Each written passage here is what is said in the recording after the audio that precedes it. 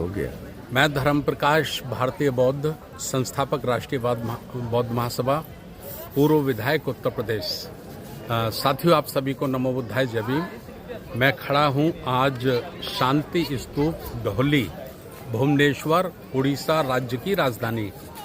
और ये शांति स्तूप जो है, तो इसकी बारे में मैं आपको बताना चाहता हूं कि आज से 2200 वर्ष पूर्व दुनिया में जानते कि एक ऐसा युद्ध हुआ था जिसको कलिंग युद्ध के नाम से जाना गया है।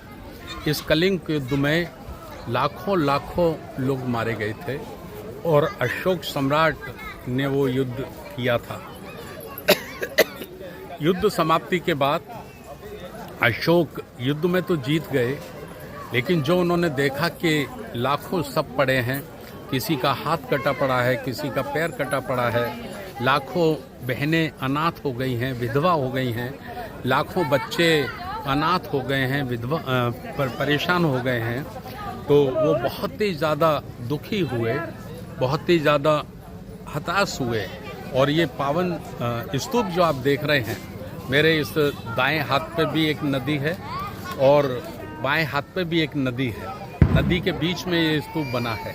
ये वही रण क्षेत्र है जहाँ पर कलिंग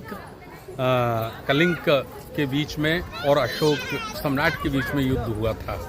तो ये युद्ध इतना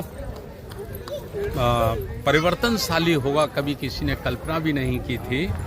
अशोक का हृदय परिवर्तन हुआ और उनको बहुत पीड़ा हुई कि एक राज्य जीतने के लिए मैंने लाखों लोगों को अनाथ कर दिया, बेघर कर दिया, लाखों बच्चों को मैंने बेबाप कर दिया।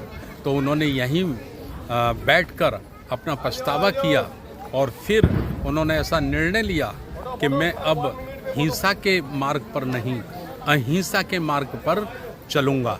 एक पूज्य भिक्षु की संगति में वो आए और भिक्षु की संगति से उन्हें निवेदन किया कि मुझे शांति चाहिए, मुझे शांति चाहिए। तो बुद्ध का उपदेश और बुद्ध का जो करुणाशील प्रज्ञा था वो अशोक को समझाया गया और उसे समझने के बाद अशोक ने अपने अस्त्र शस्त्रों को बहा दिया, हमेशा के लिए उनका त्याग कर दिया और बुद्ध धर्म को अंगीकार किया और अपने बेटा महेंद्र और अपनी बेटी संघमित्रा को पूरी दुनिया में बुद्ध धर्म का प्रचार करने के लिए उन्होंने भेजा। अशोक ने फिर चाइना, श्रीलंका, बर्मा, थाईलैंड, आज जो दुनिया में बुद्ध के अनुयायी हैं, उसमें एक बहुत बड़ा योगदान अशोक सम्राट का है। और पहले बुद्ध धर्म की दीक्षा लेने से पूर्व लोग अशोक को अशोक चंडाल कहते थे, लेकिन जब उन्होंने बुद्ध धर्म की दीक्षा ले ली और जन कल्याण शासन का निर्माण किया, इंसान तो छोड़ो, उन्होंने पशुओं के लिए भी हॉस्पिटल खुलवाए, तो वो जन कल्याण शासन आज दुनिया में स्वर्ण अक्षरों में लिखा गया है।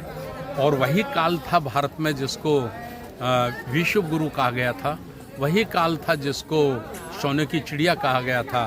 तो आज मैं अपने प्रदेश के प्रभारी नेपालेश्वर साहब के साथ, हमारे प्रदेश के उपाध्यक्ष अमर शेट्टी साहब के साथ हम उस पावन धरती पर आए हैं, उसके हमने दर्शन किए हैं, उसको नमन किया है। और आप सभी को पुनः एक बार फिर ये निमंत्रण है कि आगामी राष्ट्रीय बौद्ध महासभा का जो 20वां राष्ट्रीय अधिवेशन होने के लिए जा रहा है, तो कल हमारी उड़ीसा राज्य की महत्वपूर्ण साथियों की बैठक थी। उसमें ये निर्णय हुआ है कि हम ये 3 दिवसीय राष्ट्रीय अधिवेशन इसी पावन भूमि के आसपास कहीं करेंगे, जिससे देश भर के लोग आज से 2200 वर्ष पहले जो घटना हुई थी, जिससे अशोक सम्राट को बुद्ध की शिक्षा मिली और संपूर्ण संसार में उन्होंने बुद्ध धर्म का प्रचार प्रसार किया, उससे प्रेरित हुए, ये सत्य जान सकें और इस पावन स्थल के दर्शन कर सकें। नमो बुद्धाय, जय भीम।